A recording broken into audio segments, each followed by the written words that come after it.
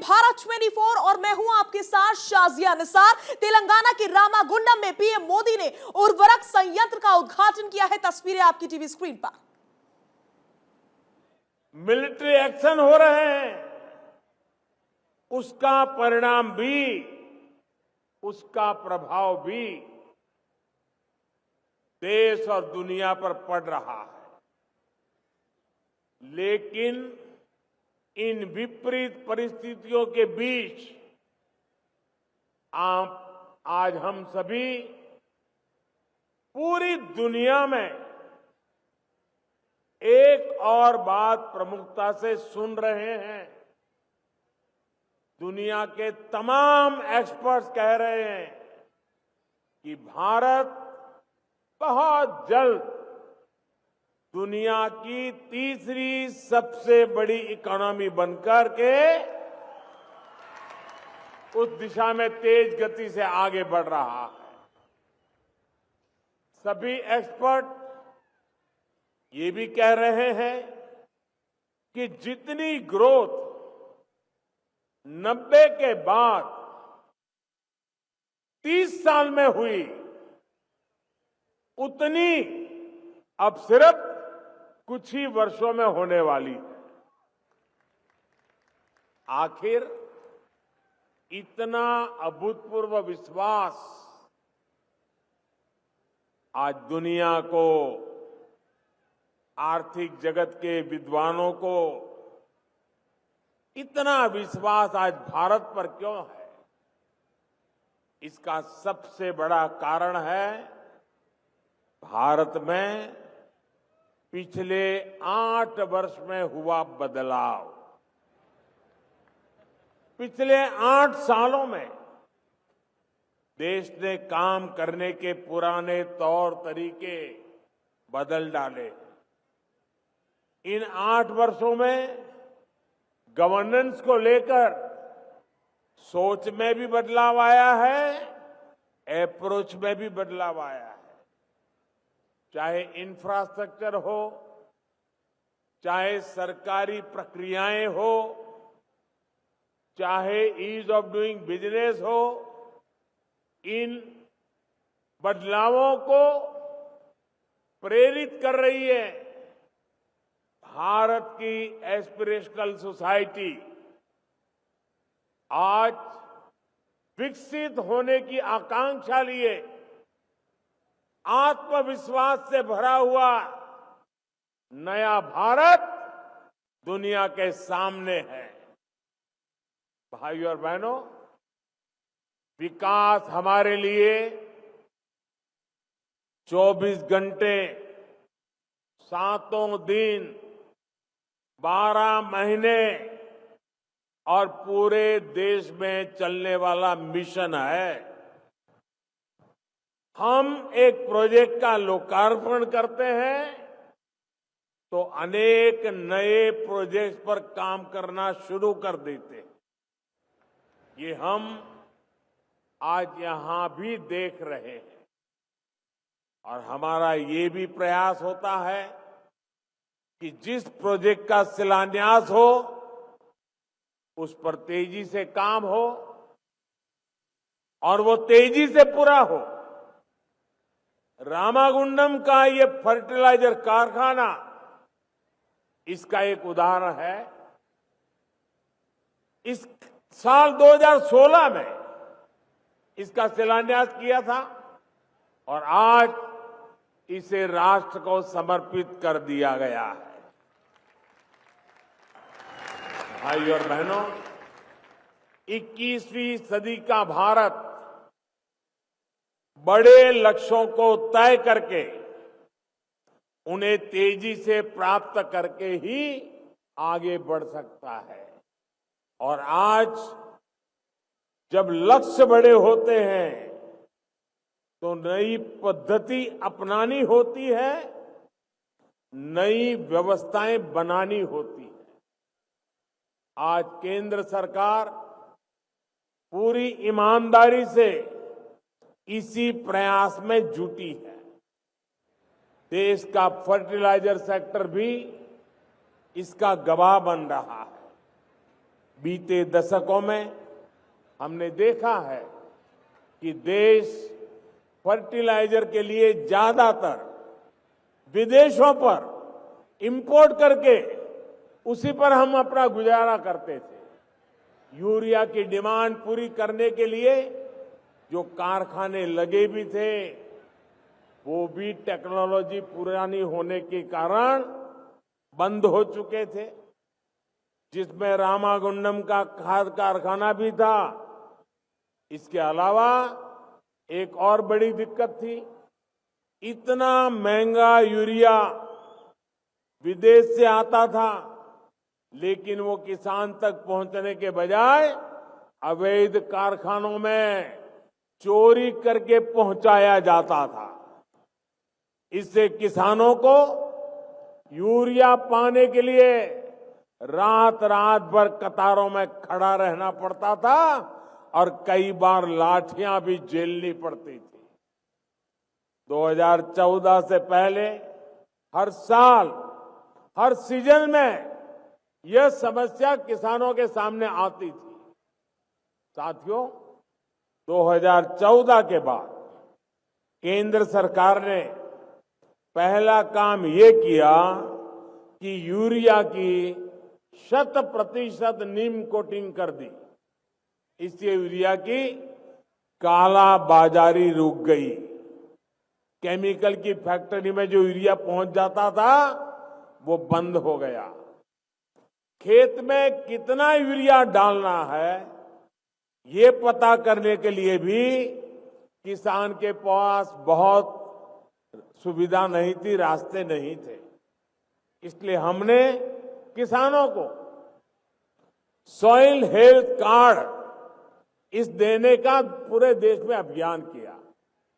Soil health card मिलने से किसान को ये जानकारी मिली कि भाई अगर हमें उपज बढ़ानी है तो बेवजह यूरिया के उपयोग की जरूरत नहीं है। उसको मिट्टी के स्वभाव का पता चलने लगा। साथियों, एक बहुत बड़ा काम हमने यूरिया में आत्मनिर्भरता को लेकर शुरू किया। इसके लिए देश के जो 5 बड़े खाद कारखाने बरसों से बंद पड़े थे, उनको फिर से शुरू करना जरूरी था। अब आज देखिए, यूपी के गोरखपुर में खाद उत्पादन शुरू हो चुका है। रामागुंडम खाद कारखाने का भी लोकार्पण हो गया है। जब ये 5 कारखाने चालू हो जाएंगे तो देश को 60 लाख टन यूरिया मिलने लगेगा। यानी हजारों करोड़ रुपए विदेश जाने से बचेंगे और किसानों को यूरिया और आसानी से मिलेगा। रामागुंडम खाद कारखाने से तेलंगाना के साथ ही आंध्र प्रदेश, कर्नाटका, छत्तीसगढ़ और महाराष्ट्र के किसानों को भी मदद मिलेगी। इस प्लांट की वजह से इसके आसपास दूसरे बिजनेस के अवसर बनेंगे। लॉजिस्टिक और ट्रांसपोर्ट से जुड़े काम खुलेंगे। यानी 6,000 करोड़ रुपए जो केंद्र सरकार ने यहां निवेश किया है, इससे कई हजार करोड़ का लाभ तेलंगाना के नौजवानों को होने वाला है। भाइयों और बहनों, देश के फर्टिलाइजर सेक्टर को आधुनिक बनाने के लिए हम नई टेक्नोलॉजी पर भी उतना ही बल दे रहे हैं। भारत ने यूरिया की नैनो टेक्नोलॉजी विकसित की है। एक बोरी यूरिया से जो लाभ होता है, वो नैनो यूरिया की एक बोतल से ही मिलने वाला है। साथियों, खाद में आत्मनिर्भरता कितनी आवश्यक है, ये हम आज की वैश्विक परिस्थितियों को देखते हुए और ज्यादा अनुभव कर रहे हैं। कोरोना आया, लड़ाई छिड़ी तो दुनिया में फर्टिलाइजर की कीमत बढ़ गई। लेकिन हमने इन बड़ी कीमतों का बोझ अपने किसान भाइयों बहनों पर नहीं पड़ने दिया। यूरिया का हर बैग जो केंद्र सरकार विदेश से लाती है, वो लगभग एक बोरी फर्टिलाइजर बाहर से लाते हैं तो 2,000 रुपये में खरीदते हैं। भारत सरकार 2,000 रुपये देकर के लाती है, लेकिन किसानों से 2,000 रुपया नहीं लेते हैं। सारा खर्च भारत सरकार उठाती है। सिर्फ 270 रुपये में ये फर्टिलाइजर की थैली किसान को मिलती है। इसी प्रकार डीएपी का एक बैग भी सरकार को करीब करीब 4,000 रुपये में पड़ता है, लेकिन किसानों से 4,000 रुपये नहीं लेते हैं। इस एक बैग पर भी सरकार एक बैग पर 2,500 रुपया से भी ज्यादा सब्सिडी सरकार देती है। साथियों, बीते 8 वर्षों में किसान को सस्ती खाद देने के लिए ही केंद्र सरकार, ये आंकड़ा भी याद रखना भाइयों, बताना लोगों को, 8 वर्ष में किसान को खाद का बोझ न बढ़े, उसको सस्ती खाद मिले, इसलिए 9.5 लाख करोड़ रुपए यानी करीब करीब 10 लाख करोड़ रुपए भारत सरकार खर्च कर चुकी है।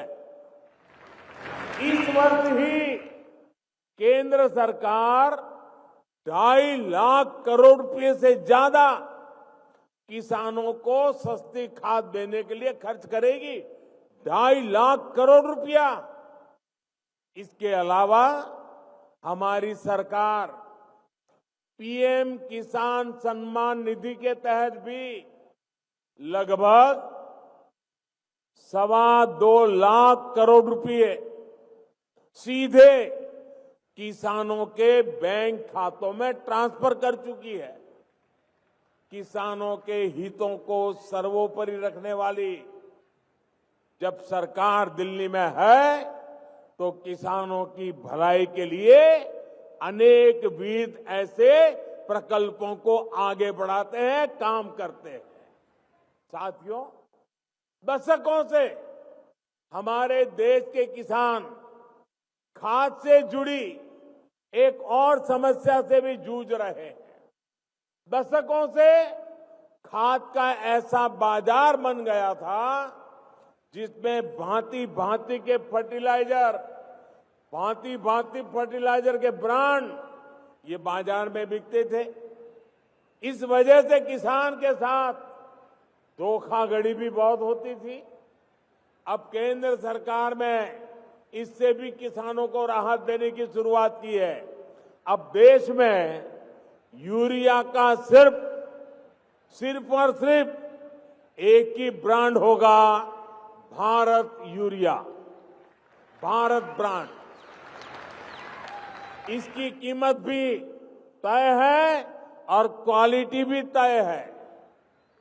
ये सारे प्रयास इस बात का प्रमाण है कि देश के किसानों, विशेष रूप से छोटे किसानों के लिए कैसे हम सिस्टम को रिफॉर्म कर रहे हैं। साथियों, हमारे देश में एक और चुनौती कनेक्टिविटी के इंफ्रास्ट्रक्चर की रही है। आज देश इस कमी को भी दूर कर रहा है। देश के सभी राज्यों में हाईवे, आधुनिक रेलवे, एयरपोर्ट, वाटरवेज और इंटरनेट हाईवे पर तेजी से काम हो रहा है। अब इसे पीएम गति शक्ति नेशनल मास्टर प्लान से नई ऊर्जा मिल रही है। आप याद करिए, पहले क्या होता था, उद्योगों के लिए स्पेशल जोन डिक्लेयर होते थे, लेकिन वहां तक सड़क, बिजली, पानी, जो प्राथमिक सुविधाएं चाहिए, वो भी पहुंचाने में कई कई साल लग जाते थे। अब इस कार्यशैली को हमने बदल रहे हैं। अब इंफ्रा प्रोजेक्ट पर सभी स्टेक होल्डर और प्रोजेक्ट से जुड़ी सभी एजेंसियां एक साथ मिलकर एक तय रणनीति पर काम करते हैं। इससे प्रोजेक्ट से लटकने भटकने की संभावना खत्म हो गई है। साथियों, भद्राद्री कोत्तागुडेम ये जिला और खम्मम जिले को जोड़ने वाली नई रेल लाइन आज आपकी सेवा के लिए समर्पित है। इस रेल लाइन से यहां के स्थानीय लोगों को तो लाभ होगा ही, पूरे तेलंगाना को भी लाभ होगा। इससे तेलंगाना के बिजली सेक्टर को लाभ होगा, उद्योगों को लाभ होगा और नौजवानों के लिए रोजगार के नए अवसर बनेंगे। निरंतर प्रयासों के कारण 4 साल में ये रेल लाइन बनकर भी तैयार है और बिजलीकरण भी हो चुका है। इससे कोयला कम खर्च में बिजली कारखाने तक पहुंच पाएगा और प्रदूषण भी कम होगा। साथियों, आज जिन 3 हाईवे के चौड़ीकरण का काम शुरू हुआ है, उससे कोयला बेल्ट, औद्योगिक बेल्ट और गन्ना किसानों को सीधा लाभ होगा। यहां तो हल्दी की पैदावार बढ़ाने में भी हमारे किसान भाई बहन जुटे हुए हैं। गन्ना किसान हो, हल्दी पैदा करने वाला किसान हो, यहां सुविधाएं बढ़ेगी तो उनके लिए अपनी उपज का ट्रांसपोर्टेशन आसान होगा। इसी प्रकार कोयले की खदानों और बिजली कारखानों के बीच भी सड़क चौड़ी होने से सुविधा होगी, समय कम लगेगा।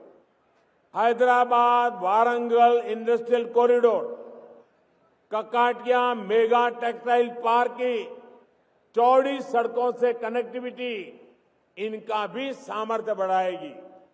साथियों, जब देश विकास करता है, विकास के कार्यों में गति आती है, तो कई बार राजनीतिक स्वार्थ के लिए कुछ विकृत मानस वाले लोग, कुछ ताकतें अपना अफवाह तंत्र, रूमर्स, अफवाह तंत्र चलाने लगती है, लोगों को भड़काने लगती है। तेलंगाना में ऐसी ही अफवाहें आजकल सिंगारेणी कोयलरीज कंपनी लिमिटेड SCCL और विभिन्न कोल माइंस को लेकर उड़ाई जा रही है। और मैंने सुना है हैदराबाद से उसको हवा दी जा रही है, उसमें नए नए रंग भरे जा रहे हैं। मैं आज जब आपके बीच आया हूं तो मैं कुछ जानकारी आपको देना चाहता हूं, कुछ फैक्ट्स आपके सामने रखना चाहता हूं, कुछ तथ्य आपको बताना चाहता हूं।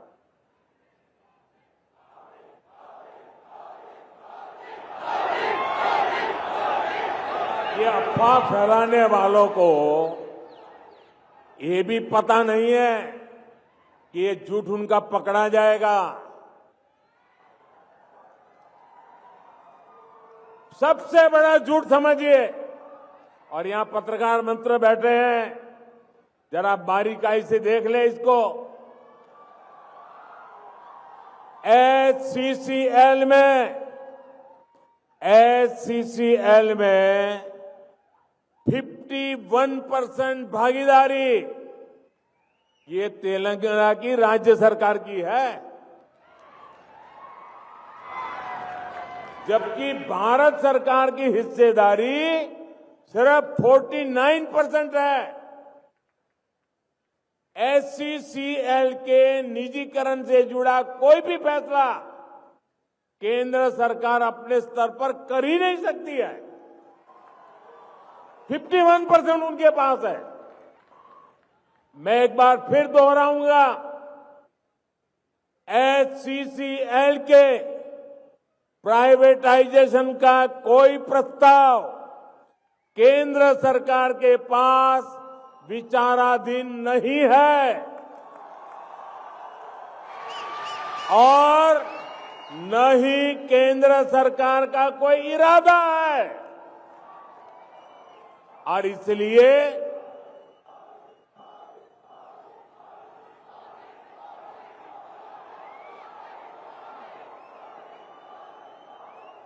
इसलिए मैं अपने भाई बहनों से आग्रह करता हूं कि किसी अफवाह पर जरा भी ध्यान न दे। ये झूठ के व्यापारियों को हैदराबाद में रहने दें। साथियों, हम सभी ने देश में कोल माइंस को लेकर हजारों करोड़ रुपए के घोटाले होते देखे हैं।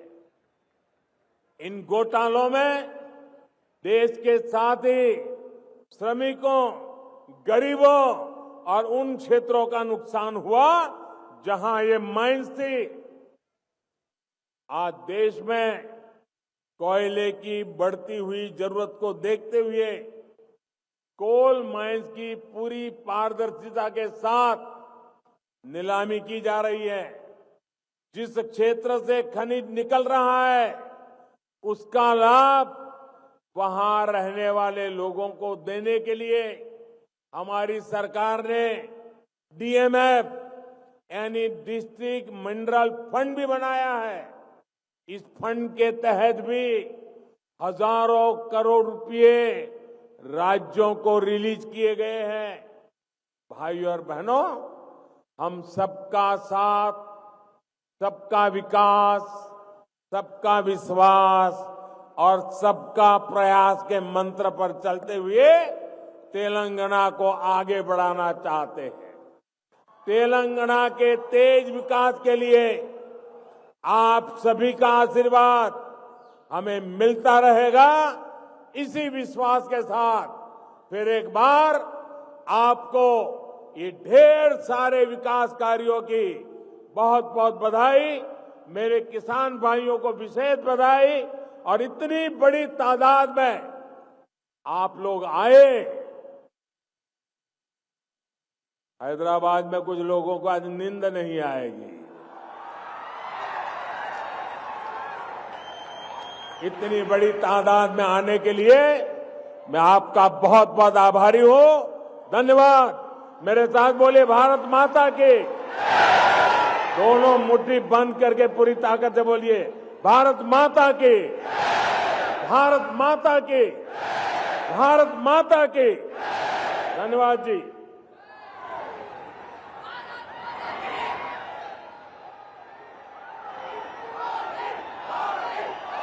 ఒక్కసారి మీ మొబైల్ ఫోన్ లైట్స్ అందరూ ఆన్ చేసి